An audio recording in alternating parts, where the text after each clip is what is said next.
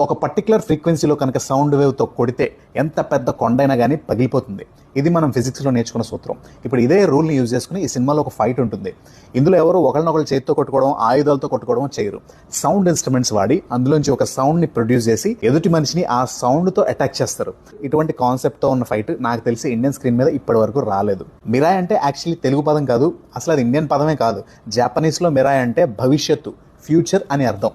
So metaphorically what I would say is, ఈ సినిమాకి పనిచేసిన వాళ్ళందరూ కూడా తెలుగు ఇండస్ట్రీకి మిరాయి లాంటి వాళ్ళు. అంటే భవిష్యత్తు, వాళ్లే ఫ్యూచర్. ఎందుకంటే 300 కోట్లు, 400, 500, 600 కోట్లు బడ్జెట్లు పెట్టిన కూడా మిజరబుల్ ఫెయిల్యూర్స్ అవడం మనం చూసాం. కానీ 50 కోట్లు కూడా బడ్జెట్ పెట్టకుండా ఇంత అద్భుతమైన క్వాలిటీ ప్రోడక్ట్ ఇవ్వడం అనేది ఒక రకమైన మిరాకిల్తో సమానం. సో 2025లో ఇదే best writing, best cinematography, best movie కూడా. యాక్చువల్లీ చెప్పాలంటే 2025 తెలుగు ఇండస్ట్రీకి ఒక రకమైన స్లంప్. చాలా దరిద్రపు కూడా సినిమాలన్నీ వస్తున్నాయి. ఆల్మోస్ట్ 170 సినిమాలు పైగానే వస్తే వేళ్ల మీద లెక్క పెట్టుకుంటే మేబీ 7-8 హిట్లు ఉంటాయి, అంతే తప్ప మిగిలిన అన్నీ పోయాయి.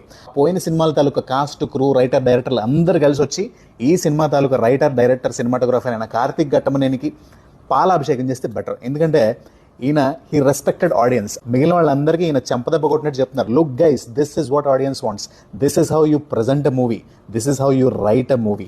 ఈ సినిమా చూస్తే మీకు ఆ విషయం అర్థమైపోతుంది. ఎందుకంటే ఈ కాస్ట్ అండ్ క్రూ ఎంత సీరియస్నెస్తో పనిచేశారంటే, ఎంత నిజాయితీతో పనిచేశారంటే, యూట్యూబ్లో సూపర్ వైరల్ అయిన వైబ్ ఉంది సాంగ్ని ఈ సినిమాలో కనీసం పెట్టను కూడా పెట్టలేదు.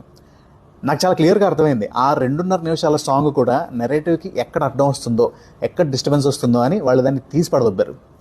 That is the honesty you show towards the cinema making. మీరు అబ్జర్వ్ చేస్తే సినిమాలో ఉన్న క్యారెక్టర్స్ అన్నిటితో పాటు బీజిఎం కూడా అదొక క్యారెక్టర్లా మనకు కనిపిస్తూ ఉంటుంది. ఎక్కువ మ్యూజిక్ కావాల్సినప్పుడు ఎక్కువ చరుస్తూ ఉంటుంది, తక్కువ మ్యూజిక్ కావాల్సినప్పుడు సైలెంట్గా ఉంటుంది. ఎక్కడ ఎంత మాట్లాడాలో అంతే మాట్లాడుతూ ఉంటుంది బీజిఎం చేసింది గౌర హరి అంట. నాకు అతను ఎవరు, ఇది ఫస్ట్ సినిమా ఏమో నాకు తెలియదు, but he did a fantastic job, kudos to him. And ఇక యాక్టర్స్ విషయానికి వస్తే గత 15-20 సంవత్సరాల నుంచి చూస్తే అవసరం ఉన్నా లేకపోయినా వేరే భాష నుంచి తీసుకొచ్చిన నటులను పెట్టేస్తున్నారు. ఈ సినిమాలో కాన్షియస్గానే చేసినట్టు నాకు అనిపించింది. మాక్సిమం తెలుగు యాక్టర్స్ కనిపిస్తారు, అందరూ కూడా చాలా సూపర్గా పర్ఫామ్ చేశారు. And Kishore Tirumala was the biggest surprise. Actors అందరూ ఎంత బాగా పర్ఫామ్ చేసినా కానీ కథ అనేది వాళ్ళందరినీ కూడా డామినేట్ చేసి అన్నిటికంటే పై లైన్లో ఉండడం అనేది ఈ సినిమాకి అన్నిటికంటే పెద్ద positive. And of course I can't forget Getup Seenu. He has a long way to go. First హాఫ్లో తను చూపించిన కామెడీ టైమింగ్ అద్భుతం, ఎస్పెషల్లీ దట్ మలయాళం డైలాగ్ సినిమాలో దుల్లి నవ్వుతారు అందరూ. మార్నింగ్ షోకి పిల్లలతో సహా ఫ్యామిలీస్ అందరూ వస్తున్నారంటే ఏ సినిమాకైనా ఈ కాలంలో అదే అతి పెద్ద విజయం. సో అసలు ఈ సినిమా కలెక్షన్స్ గురించి మాట్లాడుకోవాల్సిన అవసరం లేదు. మంచి ప్రాఫిట్లు కలెక్ట్ చేయబోతోంది ఈ సినిమా. అగైన్ ఇది చాలా ఎక్స్ట్రాడినరీ సినిమా, ఇందులో అసలు ఫ్లాస్ ఏం లేవు అని నేను చెప్పను. కాకపోతే 2025లో ఇటువంటి అద్భుతమైన సినిమా ఇప్పటివరకు రానే లేదు. So my recommendation is, it's a must watch movie in theatres with your children.